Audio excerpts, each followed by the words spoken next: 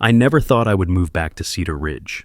After years working in Dallas on elevator maintenance crews, I figured the quiet suburban street where I grew up had long since slipped out of my life. But when my sister Melissa called me one April morning, whispering from her pantry like she was hiding from a storm, I knew I didn't have a choice. "Sam," she said, my name in a cracked voice. "He's back." At first I didn't understand. I asked who. She didn't say. She just repeated, "He's back. He's standing across the street." And in the background, through the muffled line, I heard the voice of my 12-year-old nephew Owen counting, slow and steady. Melissa told me later he'd picked up the habit of counting whenever he was scared and didn't want to cry. He'd count to 100 and start over, like math could save him. That was enough for me. I packed a duffel bag and drove 2 hours south until the highway melted into our old cul-de-sac. And there he was, Warren Pike. The neighbor who had gone to jail for harassment 10 years ago, the man who had stalked women on our street, who left sick notes on windshields, who aimed cameras at bedroom windows like he was building his own television network. The police had caught on him with evidence stacked high enough to bury him. 8 months in county jail. Everyone celebrated. Melissa cried with relief. We thought he was gone forever. But now he stood on his lawn in a bathrobe the color of mustard, holding a chipped coffee mug in one hand and a black camcorder in the other, pointing it directly at my sister's house. He saw me pull up, smiled like a neighbor welcoming me home, and raised the camcorder as if to capture my reaction. I wanted to walk over and knock the camera out of his hand. My blood screamed for it, but I stopped myself. Because I had learned the hard way that blowing up in the middle of the street never ends well. Not here, not in America, not in front of the kind of man who thrives on getting a reaction. Melissa opened her door. Her eyes were swollen from lack of sleep. "He hasn't stopped since he got back," she whispered. "The lights, the noises, the notes, it's starting again." I told her the only thing I could. "I'm not letting you go through this alone." That night, I slept in my old room, staring at the ceiling fan while the neighborhood pulsed with artificial light. At 4:30 a.m. sharp, a table saw screamed for exactly 2 minutes. At midnight, a trumpet blared 3 flat notes that echoed down the block. Floodlights as bright as stadium beams pointed straight into Melissa's windows. It was like living across from a one-man circus designed to break you down. The next morning, I opened a yellow legal pad and wrote 3 lines. "Do not play the old game. Build a record. Choose peace where possible, justice where needed." I underlined it twice. Because here's the truth. When you grow up in America, you learn there are 2 ways people fight their neighbors. The first is loud. Screaming matches on the lawn, shouting through fences, dragging everyone into the drama. That's the kind of neighbor revenge that ends up on the evening news. I had tried it once before, years back, in another town, and it had nearly ruined me. The second way is quiet. Boring even. Paperwork, ordinances, insurance clauses, city inspectors, homeowner association rules. That's the way that really destroys people in suburbia. That's the way that lasts. I decided I would take the quiet path. But first I had to remember why Warren terrified us so much. 10 years ago, before the arrest, it started with little things. Melissa found strange notes tucked under her wipers, cryptic compliments that made her skin crawl. Owen, just a toddler then, found feathers tied to strings left on the porch. Then one night, Melissa discovered a dead squirrel carefully placed on her welcome mat. The police said they couldn't do much unless it escalated. Well, it escalated. Warren was caught sneaking around another neighbor's house with a bag full of cameras and tools. That was the night they took him away. Now, staring out the window at his mustard-colored robe and camcorder, I felt the past looping back on us, like we were about to relive the same nightmare. Only this time, I was here, and I wasn't going to let him win. On my second day back, I walked out to the curb while he was pacing his lawn. He raised his camcorder, pretending to be calm. I kept my voice steady. "Morning," I said. He smirked. "Just enjoying the air. You can't own air." "You can't steal people's lives either," I told him. He tilted his head, like a man rehearsing lines for a courtroom. "Walking is legal. Filming is legal. Maybe you should go back to Dallas. The neighborhood was quieter when you were gone." I wanted to punch him. Instead, I said, "The neighborhood was quiet because you were in jail." His smirk twitched just for a second. Then he turned his camcorder back toward Melissa's windows like I hadn't spoken. That night, I sat on the floor of my old bedroom and opened a manila folder. Inside, I placed fresh printer paper, sticky notes, and a flash drive. I wrote one phrase in big block letters across the first page: neighbor revenge, but not the kind he expected. Not screaming, not signs, not a public circus. This was going to be the kind of revenge America specializes in. Federal complaints, violation notices, insurance cancellations, and fines so heavy a man drowns in them without ever hearing me raise my voice. Melissa knocked softly on the door. "Sam, what are we going to do?" I looked down at the folder and said, "We're going to make sure he never sleeps peacefully again, but we're going to do it quietly." And as I said it, I realized this wasn't just about revenge, it was about survival. Because when your neighbor has already been jailed for harassment, and he comes back to harass again, you don't wait for him to slip. You build the trap around him, one boring, devastating piece of paper at a time. The first week back in Cedar Ridge turned into a crash course on how harassment works in the suburbs. It never comes at you like a fist. It arrives like drops of water, tapping endlessly until you feel like you're drowning in a glass. At 4:30 a.m., the table saw roared again, 2 minutes on the dot, not enough to call 911. At midnight, the trumpet blared its 3 notes, flat and sour. The floodlights came on in intervals, sweeping across Melissa's living room like prison searchlights. If you ask the police about it, they'll shrug. He hasn't trespassed. He hasn't touched anyone. We can't make an arrest. That's the maddening part. Warren knew exactly where the line was, and he danced on it every night. I decided that if the system wanted patterns, I would give them patterns. So I started building what I called the Book of Small Wars. On page 1, I wrote, "Lighting nuisance." I noted the times the floodlights snapped on and the angles they hit. I looked up the city ordinance that said outdoor lighting cannot spill more than 15 feet across property lines. I printed it out, highlighted it, and stapled it to the page. On page 2, noise violations. I bought a decibel meter from Home Depot, the kind used by inspectors. At 4:32 a.m., when the saw screamed, I recorded 89 decibels. The city ordinance capped residential nighttime noise at 75. I logged it, printed the graph, and taped it down. On page 3, harassment by surveillance. I cataloged every time he pointed his camcorder at Melissa's windows, complete with timestamps from our Ring camera. The book grew fast. Melissa tried to act like it didn't bother her, watering her geraniums on the porch while Warren filmed from across the street. But I saw the way her hand shook when she adjusted the hose nozzle. I heard Owen muttering numbers under his breath, his way of holding the world together. One Saturday afternoon, we tried to grill hamburgers in the backyard. Warren started a leaf blower, even though not a single leaf littered his yard. He revved it like a motorcycle engine, drowning out our voices. Melissa set her spatula down and whispered, "We can't even eat outside anymore." I clenched my jaw. I wrote leaf blower harassment in the Book of Small Wars. The strangest part was how the other neighbors acted. Some turned away when they saw him filming. Others gave Melissa a pitying smile, but said nothing. In American suburbs, people will gossip about your garbage bins, but stay silent when a predator lives next door. At the next homeowner association meeting, Melissa raised her hand to complain about the floodlights. The president, a woman in her 60s who smelled of sunscreen and paperwork, said, "We'll look into it." But everyone else avoided eye contact. They didn't want to pick a side. That's when I realized, if we waited for the community to save us, we'd be waiting until Owen went to college. So I leaned into the boring battles. I filed a noise complaint with the city, attaching decibel readings. I filed a nuisance lighting complaint with the homeowner association, quoting their own bylaws. I submitted our Ring footage of him pacing with his camcorder to the sheriff's office, not as evidence of a crime yet, but as part of a growing record. Every night, I sat at the kitchen table with my legal pad, printing screenshots, highlighting codes, and filling the folder thicker and thicker. Boring work. But boring is lethal here. In America, people don't go down in flames. They go down in fees. Warren, of course, escalated. He started sending strange packages to our doorstep. One box arrived at 3 a.m., addressed to Resident 143 Cedar Ridge. Inside was nothing but a single shoe. Another day, a pizza delivery showed up with half the toppings scraped off and the receipt signed with "Smile, you're on camera." Melissa asked if we should confront him. I said no. He wants a fight in the street. That's his stage. We don't give it to him.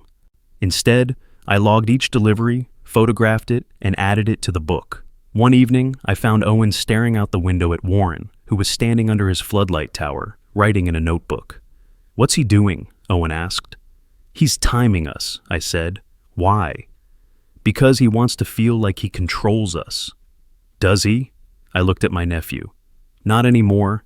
We're building something stronger than his little notebook." He frowned. "Like a robot?" I smiled. "Exactly, a paper robot. And in a way, that's what the Book of Small Wars became, a machine built from ordinances, letters, and evidence. It didn't roar like a chainsaw, it didn't blind like a floodlight, but every page was a gear turning towards something Warren couldn't stop. Accountability. Still, there were nights I almost broke. Nights when I'd see Melissa crying at the sink because another note had been left on her car windshield, or when Owen refused to sleep in his own bed because the floodlight turned his window into a spotlight. On those nights, my fist ached to knock on Warren's door and end it the old way. But then I'd look at the folder, now heavy with paper, and remind myself, the old way only feeds him. The quiet way strangles him. The turning point came on a Sunday morning. I walked to the mailbox and found 3 postcards addressed to Melissa, all from different health organizations. On the back of each, in careful block letters, someone had written, "I'm watching out for your health." It wasn't a direct threat, but it was enough. Enough to prove he hadn't changed. Enough to prove he was still the man who left dead animals on porches. I slipped the postcards into the folder and felt something shift inside me. The Book of Small Wars wasn't just a record anymore. It was a weapon, and I knew it was time to start using it. The postcards about Melissa's health were the final straw. I had spent weeks building my Book of Small Wars, documenting every floodlight, every midnight trumpet, every bizarre package left on our doorstep. Until then, I'd been cautious, stacking paper like bricks, waiting for the moment when it would all matter. That moment had arrived. In America, the quiet battles rarely end with fists. They end with lawyers, inspectors, and fines so steep they drain the life out of a man. Warren had no idea the walls were already closing in. The first crack came with the stolen mail. It was 2:07 in the morning on a Tuesday when our Ring camera caught us shuffling across the street in his robe, sleeve pulled over his hand like a teenager shoplifting candy. He opened Melissa's mailbox, pulled out a small package, slipped it under his robe, and walked back without a word. I did not run outside or shout. I logged the time, downloaded the video, and printed the screenshots. Stealing mail is not harassment, it is a federal crime. And even a man who thought he was untouchable knew better than to mess with federal law. I sent the evidence to the United States Postal Inspector. Within a week, I received a letter confirming that an investigation had opened. The letter was written in dry government language, but to me, it read like a battle drum. The second crack came from his illegal shed wiring. That shed had been humming for months, glowing faintly through the gaps in its wood, like it held secrets. I asked Antonio, a licensed electrician from Dallas, to stop by. From our side of the fence, he pointed out the exposed conduit, the amateur splice job, the overloaded breaker. "This is not just unsafe," Antonio said. "It is a fire waiting to happen." I filed a request with the city's code enforcement department. 2 weeks later, a white city truck pulled up. A man in a button-down shirt and khakis stepped out with a clipboard. You could almost feel Warren's smirk falter when the inspector knocked on his door.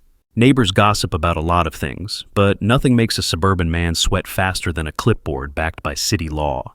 I did not need to hear the conversation. I only needed to see the inspector point at the shed, jot down notes, and hand Warren a violation notice. That piece of paper meant fines, and it also meant his homeowner's insurance company would be notified. In America, insurance companies are like quiet gods. They do not shout, they do not fight, they simply raise your premiums until you bleed. The third crack came from the homeowner association. The same neighbors who refused to pick a side suddenly cared when I filed official complaints about Warren's floodlights and noise violations. I attached decibel charts, printed ordinance excerpts, and quoted the association's bylaws word for word. They had no choice but to act. Property values are sacred in Cedar Ridge, and nothing kills value faster than a neighbor who turns the block into a carnival. 2 weeks later, Warren received a letter demanding that he remove his floodlights or face daily fines of $200. I watched him unfold the letter on his porch, his camcorder dangling uselessly at his side. For once, he had no script. The fourth crack came from the insurance company itself. With the inspector's violation report in hand, I called anonymously to ask whether unpermitted electrical work would void a homeowner's policy. The woman on the phone answered with cheerful finality, "Oh no, sir, that would absolutely void coverage." She did not know it, but she had just confirmed the death blow. Piece by piece, the trap closed. While Warren paced in his robe, filming Melissa's windows, pretending he was in control, I was stacking papers in offices he could not charm, intimidate, or film his way out of. He still played his games, of course. More strange packages arrived, one filled with shredded newspaper, another with a single glove. He revved his leaf blower whenever we stepped outside. He paced with his camcorder, whispering into it like it was a diary, but I saw the cracks forming. His shoulders were tighter, his pacing faster, his smirk thinner. There was a moment when the absurdity of it all hit me. One man in a robe trying to control a street with a camcorder and a trumpet, undone by the dull machinery of bureaucracy. It was almost funny, almost. The day the city inspector came back for a follow-up, I knew the tide had turned. Warren stood by his shed, arms crossed, trying to act unfazed. The inspector pointed again, jotted notes again, and handed him another notice. Melissa watched from behind our blinds, her hand pressed to her chest. "Does this mean it is over?" she asked. "Not yet," I said, "but he is bleeding out slowly. And the beauty of this is, he cannot blame us. He can only blame the system he thought he was smarter than." That was when I realized what true neighbor revenge looks like in America. It is not shouting across lawns. It is not spray painting signs or slashing tires. It is the suffocating squeeze of laws, fines, and premiums. It is death by 1,000 paper cuts. That night, I poured myself a whiskey on Melissa's porch and listened to the silence. For the first time in weeks, the floodlights did not come on. The table saw stayed quiet. The trumpet did not play. The war was not finished yet, but I knew how it would end. Not with a bang, not with applause, but with Warren folding under the weight of the very system he thought he could beat. By the time summer rolled in, the cul-de-sac looked exactly the same as it always had. Kids rode bikes in circles. Sprinklers ticked over fresh-cut lawns. Flags fluttered on porches. But for Warren Pike, life had quietly turned into a cage. The city inspector had already visited twice, each time leaving a notice tacked to his shed door like a scarlet letter. His floodlights, once blinding, now sat in a tangled heap beside his trash bins. The trumpet was silent. The table saw collected dust. Even his camcorder, his favorite weapon, appeared less often in his hands. It was not because he had changed. It was because the machinery of America had finally turned its gears against him. The insurance company doubled his premiums, citing the unpermitted wiring. The homeowner association fined him for every day the floodlights stayed up past their deadline, and the postal inspector sent him a letter that used the words federal offense and repeat violation. Those 3 words printed in stark black ink must have landed heavier than any insult shouted across a lawn. From our porch, Melissa and I watched him pace his yard. The man who once strutted like a self-appointed sheriff now looked like someone waiting for a bus that never came. "Do you think it is over?" Melissa asked. "Almost," I said. "He has not learned empathy, but he is learning fear, and that is enough." The strangest part of revenge is how ordinary it looks once it works. There were no fireworks, no climactic scene where I unmasked him in front of cheering neighbors. There were just envelopes, dry, white envelopes delivered to his mailbox, the same mailbox he once used to terrorize us. Insurance bills, homeowner association fines, city citations, federal letters, each one a reminder that the world was bigger than his camcorder. The neighborhood did not cheer for us. Most acted like nothing had happened. The woman next door still waved politely at Warren when she saw him, as if pretending normalcy could erase the past. That is the suburban way. Never admit the street had a villain. Never admit you looked away. But Melissa noticed the difference. She slept through the night again.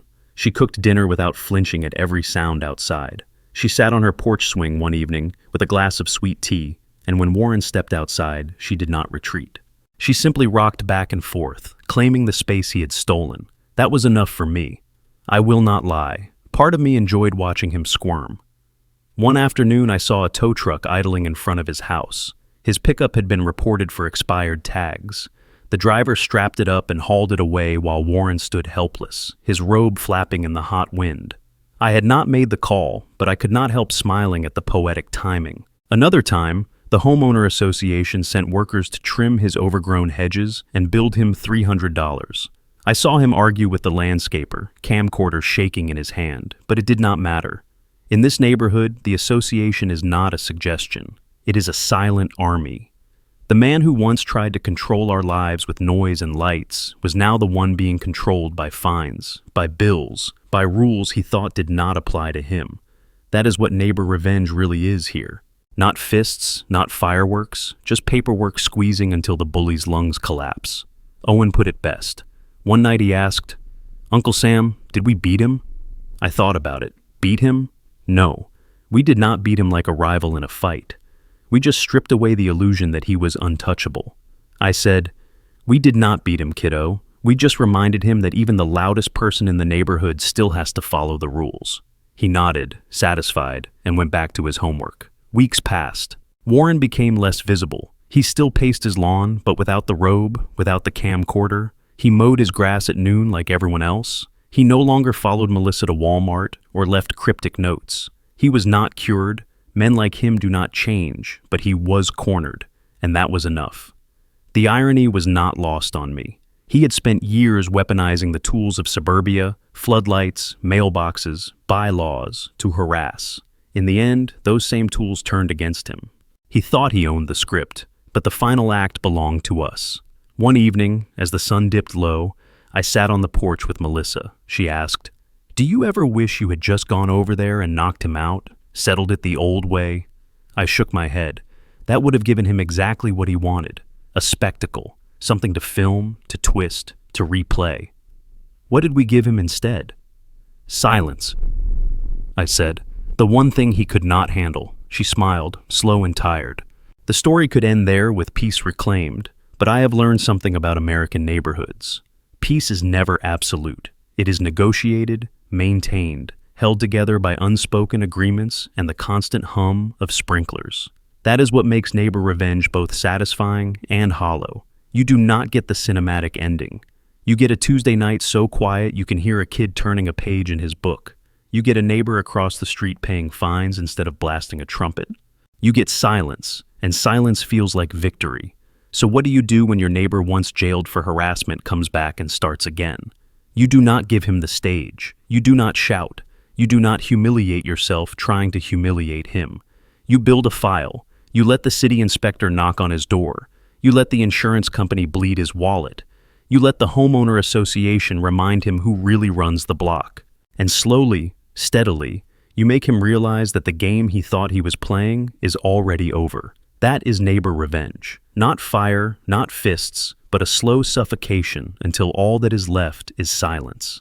And in that silence, sitting on my sister's porch, hearing my nephew laugh in his room, I finally let myself breathe.